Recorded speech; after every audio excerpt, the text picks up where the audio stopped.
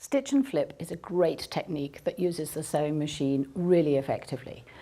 You're able to create triangle shapes just by sewing across the diagonal of the square. And if you're not sure what I'm talking about, we have got some excellent examples throughout the website. When you've pressed them like this, the seam allowance is approximately 1/4. Anything from 1/8 up works fine. But we need to make these all a perfect size. So here are some I've done earlier. I've cut those to 3 inches. So I'm going to cut this one to 3 inches. We could make it any size we like, but I've chosen 3 inches. This is a square up ruler because it has a diagonal set of little like crow's feet going across. Different makes have that different in a different color and design, but you need a ruler that has that diagonal division.